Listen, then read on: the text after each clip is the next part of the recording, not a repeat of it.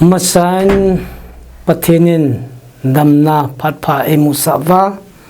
deshi bonile longjin na hasatna umjong le pathinin ama thua kil theding le ama thu si hom thedinga phatpha damnai piji in amasan ipau pathin thawana ka pin turi tuni thupi hi ithupi se di hi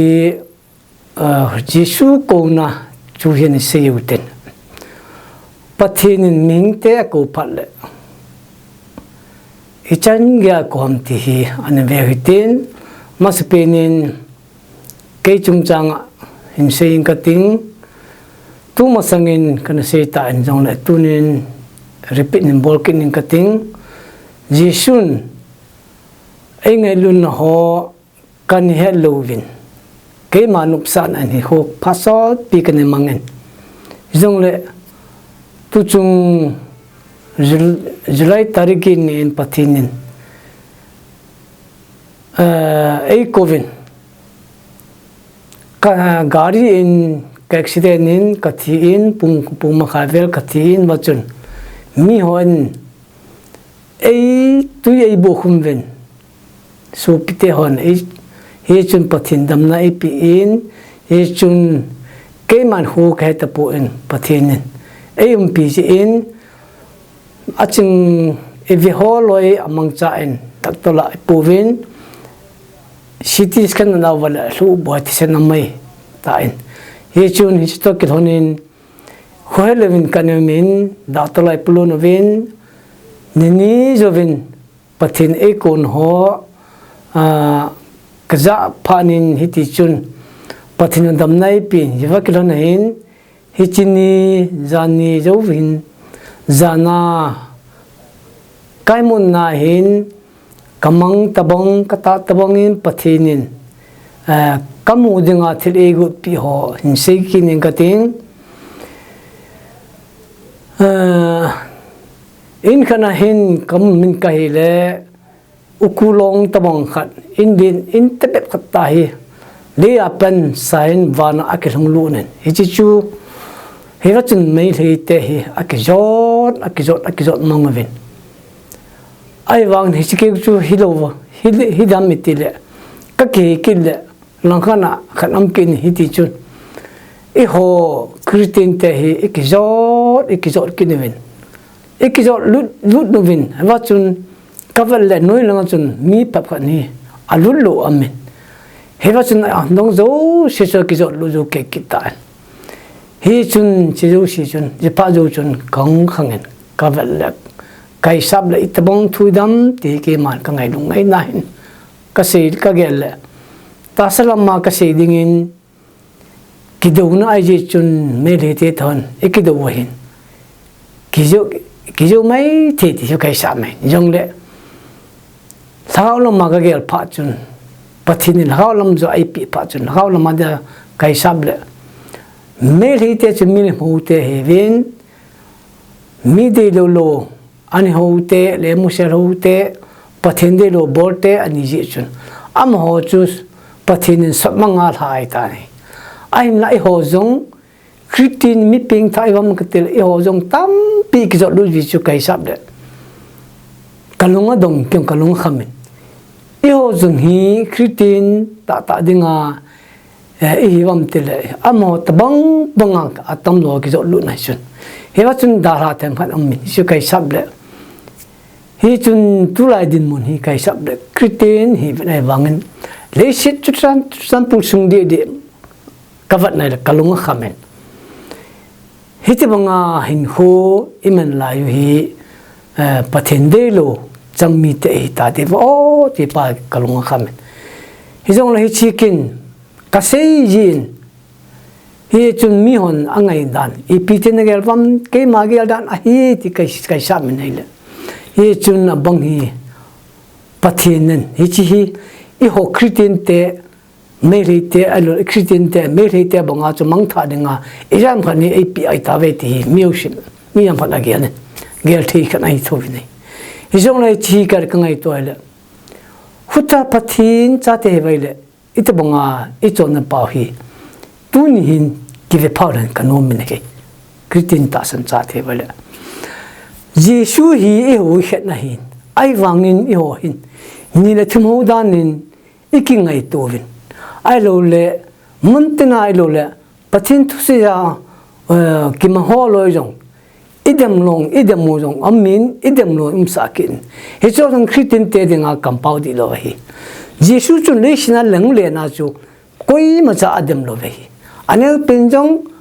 alen pen jong target na ama agi a he nei i ho jong sima mong cho Christian mi ping tha cha te vai le tu lai ta hi iken tu di hi Bible hani va nei le phat tu mi anu me khan hin va nei le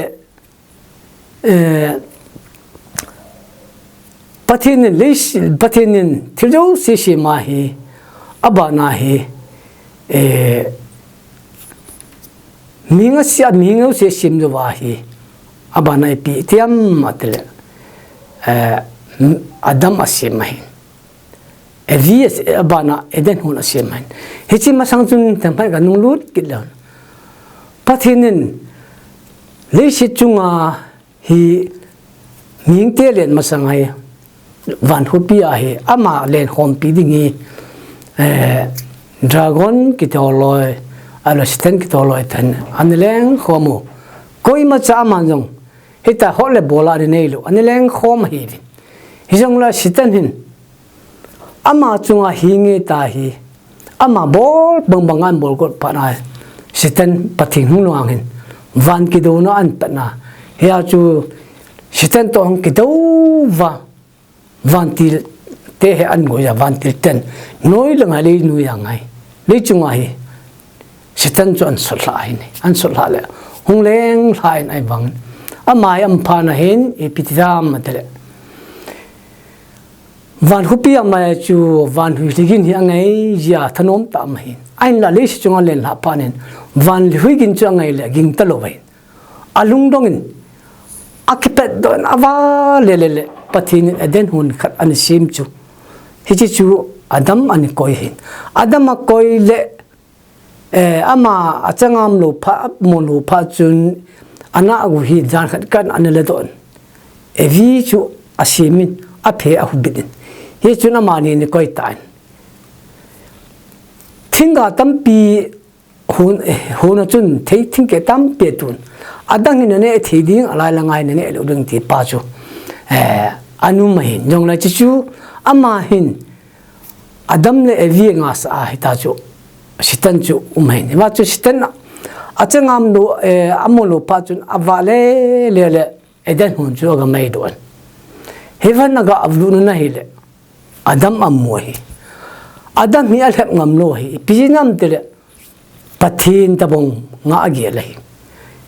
ama mi pa khat ne ye chu pathin adem ngam lo sitan al hep ngam lo ya cha ma hi abol lo vai ai wangin ana gudi nga sim nu ne me nu hi avat nai le angam sum pa nai ama hi apatte alep patte mai ta ne alep patte ya chu vi hin episem de pathin hilanga adanga thei ka ne ding alai langa ne lo ding he ti atin ye chun a gul chun pathin na sei ta ba ham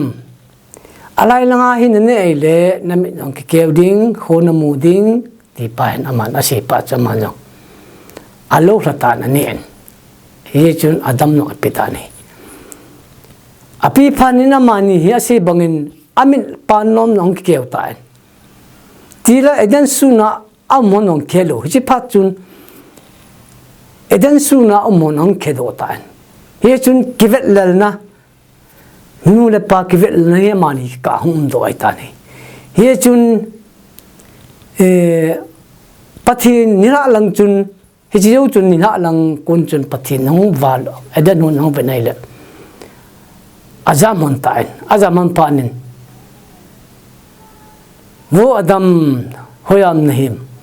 bolin ka tina bolitam ati ho kat kom pidinga na simnu chinme nu hin nen atakane he atita so ane phana chamanong chonsa dimonta chonsena dimon phana chu khát vi sắp xếp amani pansa sắp xếp hung sang ta amani adal mahna savun akhui piona chu a piona adal mahna amani khelai vantil hapin pai ai ta chu eden hon nga cho koi ta ni hicha chu hong chi to phanin amani hin cha khan an ni honin hichi cha chu ma sa pen chu kai na aban abel hi kai le abel hi ahmu ta ni hiya chu abel hin kai hin soma lo thwa soma a hai chi ga chu soma pi le pathin san pi ta lo abel jo chu san pi ta ke moi ching pa chu san pi asoma san pi hi phana chu aman jong ni khani anau pa hi ga ma pui do a tha ta chu a tha pha na hi pathinin a tha cho thisan ama abel thisan chu pathin komlong an chu chu wo kain pibon hi nanau pa lam ke kanau pa ching senam kai po tin nanau pa thisanin ka koma thu se se ati ama ki se thi tlo hi he chu pya ke sem dele adana pana chon se na ilu nu hi ilu pau chu pi ai hor ki sop thing ni ham ti pa tu na ka na sata ikin hai to dei musa nei heya chu he se den chon se ni ding eden ho chon se thari nga chu jesu ni ngai nei a hin tu hin ka ngai to tin ka bat nai la ming te dan hi ming te am dan ni ka to tin le mi jana khanin pathini ni le thum i koi ta i hu na ba pathini ni le thum ai po jesu ai bo vi mi jau sin jesu hi ho bo vi jesu hi ki chu wa hin jesu chang pha chu mi hang pa so charing ti nei hi chi tu la he he thim po vin mi pathin tu se yang lung le abong i dem movin pathin thu dem ngai lo wa hi ti ta se bible mo na chun pa tai tom ki ngai dam ding chapata tom ki ngai dam ding lagau thing tai tonga ki ngai dam lo ding he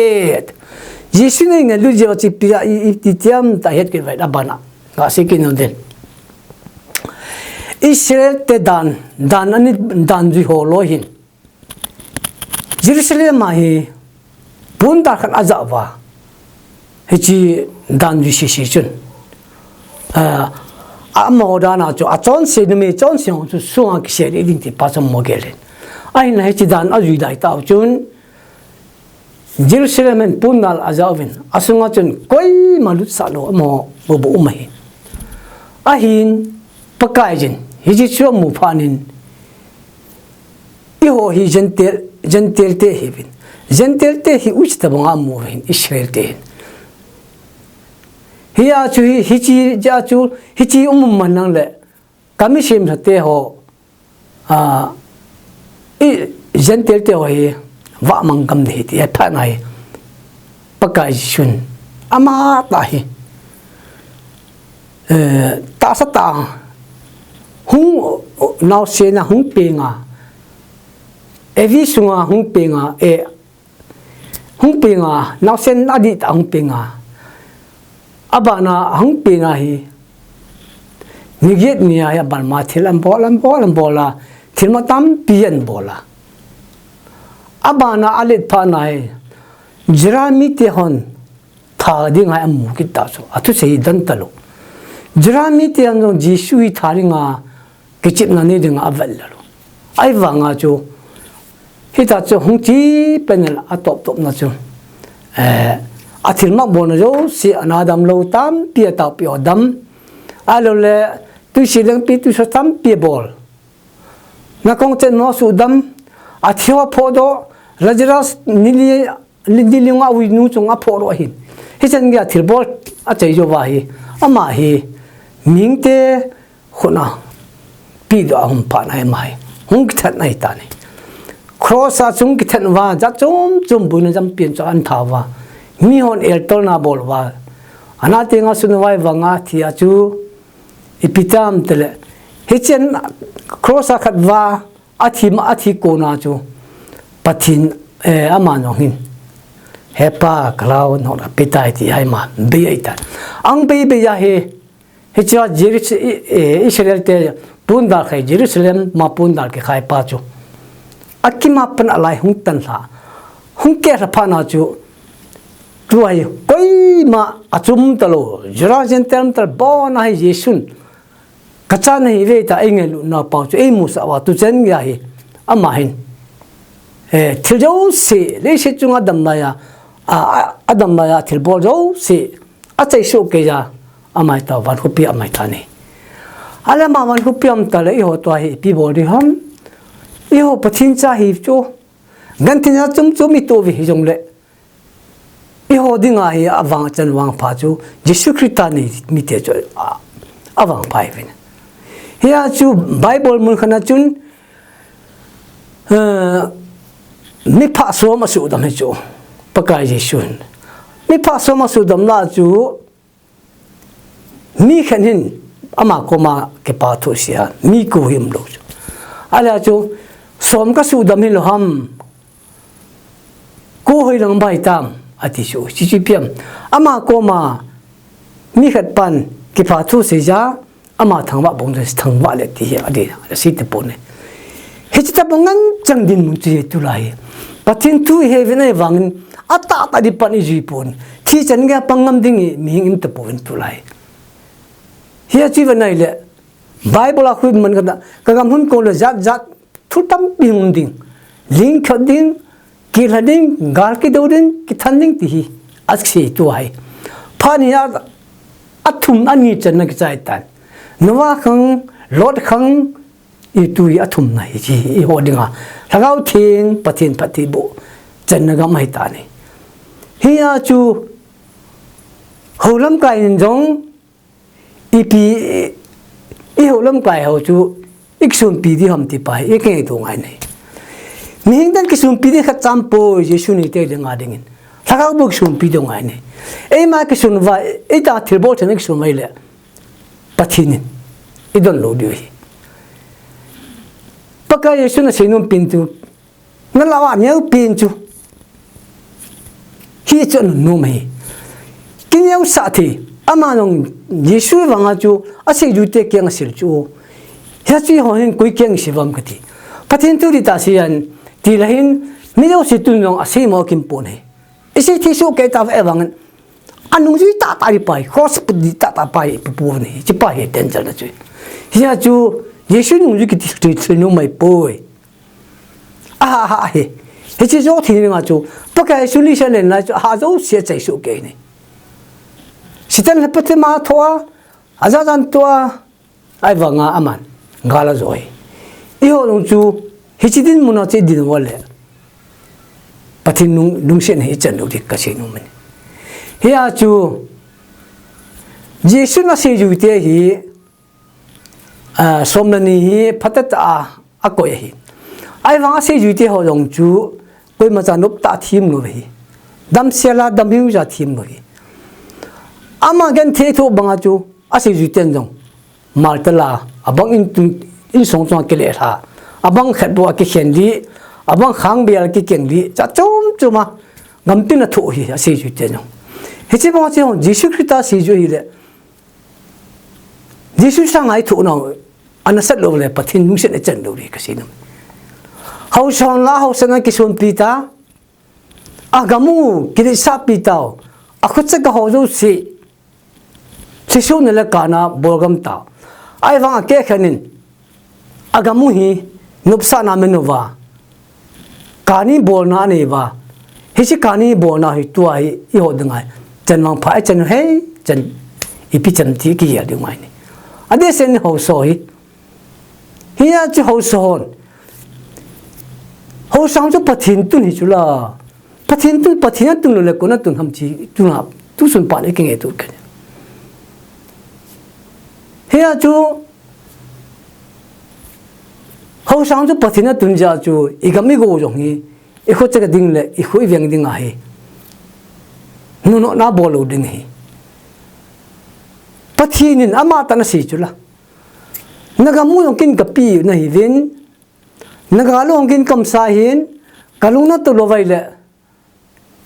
naga mu jong gal bui ne jong kho che ding abana ngam jong nam mu lo kapi lo ding hi ngam pi ding chu ko ham gol me na hi poi ke ka hi ati kinh cà pi này vậy thì aman pathinin goldman and pi goldman I hot pi vậy hi thim liu gì vậy gam ting gam tang isu no pa yun isu pathen tu hi adi ta helu jevin igam mo bui ta ni tu chilo si hung bit na ding le hung phat ning chu jisu di ta ni te angai nei pathini khan ai bovin hi I hon tam pi sa lu ri mon de na pathen tu si hung chu oi mo lu ding hi pathin khan se jisu bo I ho ya chu hi chi ho kha kha cho so chen a ho kha lo chu chen wang pha chang lo ti hi chi ki ge do ngai ni ya tu la hi Yesu hi politik sa ho the po ni politik sa ki ming ki ti chu pathin to ki to lo hi ni ya chu pathin in mon mang thi ati chu bible a ho mon mang thi lo mon mang thi ati pa hi mon mang thi lo ti Yesu Christa he si nei chu thagao ni Yesu Christa thagao ri ta ri te chu mon mang lo ding he Yesu Christa thagao ni lo te chu mon mang ding he I thi thi la ki mon mang te hi ta sa hi la thagao wa dong among sa ki ni he je pai pathin tu pi hi ini lo vai le tun jong e ga mu hi aboi ta ni inui pa ti oven mi bi hon ani si ta ni tu chan pu lo hi ti la hi kam mang la hin khai le mon tina hi lam din hung ding hi ati mi jau si thing nang nong hi gari lut ding hi ati gari hung lut ding koi ma cha ke nga chim talo re gara chi ding ati ji tu nang hung ta ai wang chi no de nui nai poi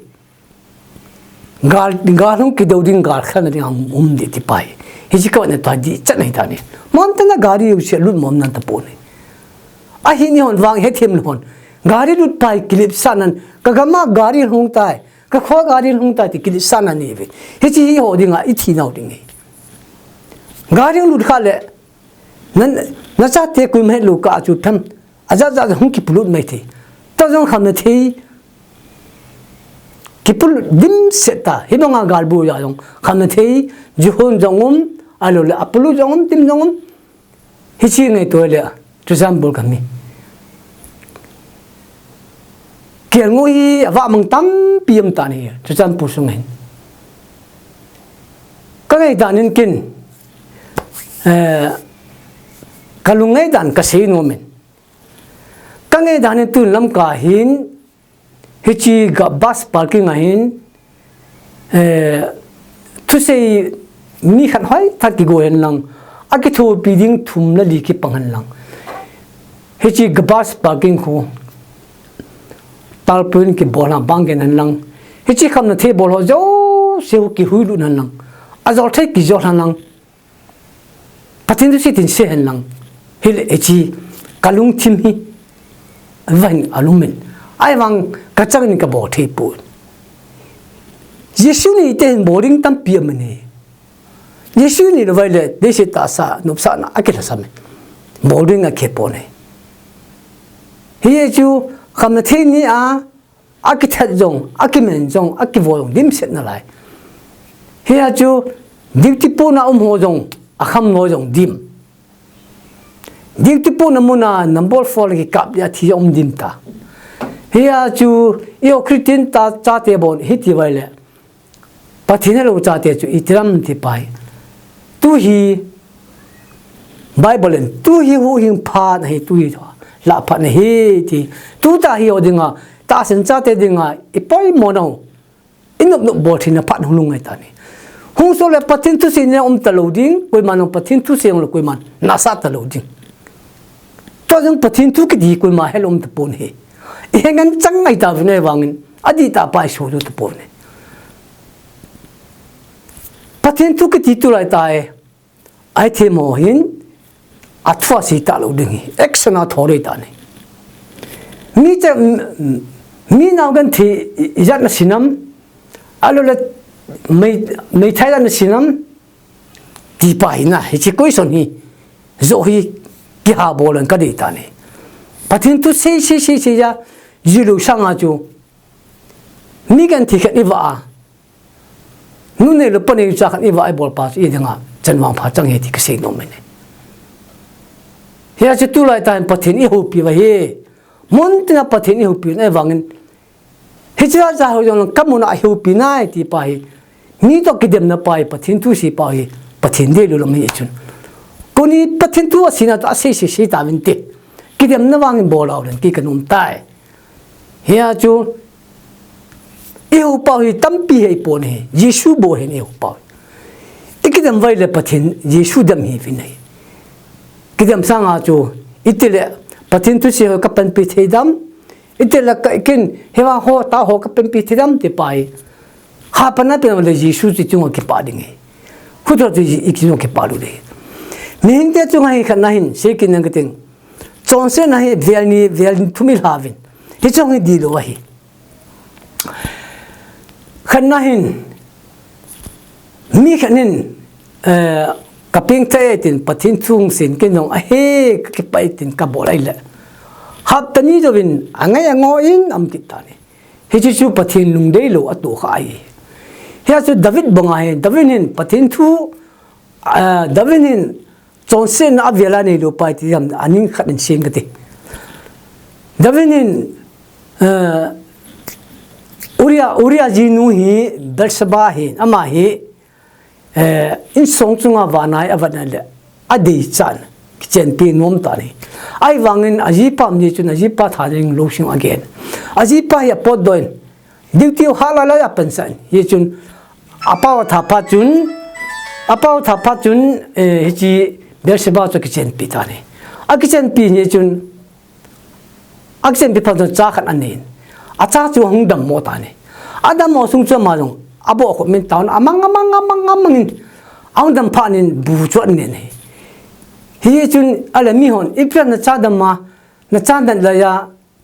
eneng te num no wa athi pha na ne ham atule kin adam sunga chu anet sunga chu en kane lo di mong he adam pha na kane hi athi hi chun chap na se division chongsin mamong tal hi mai bolan ho wi ho na mu dam hichi David Johnson avial bo pa am noi hichi mo chi hon jong pathin chai bale khat ni Jesu Christ ni pal hang san tai pen di di ta pen di vial Johnson di pa in lu thi tun so pa na tan cha ka se do na me hi chun tun hin chu sun panin tam pi ka se no jong le ka se num chu hi chan chun tin a hang pia i ngai ju ti pen tau chu tu lai ta hin pathin hu pi lai ta hin hi chun kidam to ka se sin dom lo ding ni pathin u pa hi lulu ta ka kia ngoi wa mang hoya mam ti holam ka ni vet dio alu le ibi body mam ti pai i vet di ala sin pina ka sin om hi ye chun pathenin tum sun pana e sei to ho chen cham pathai bu pi ta ta te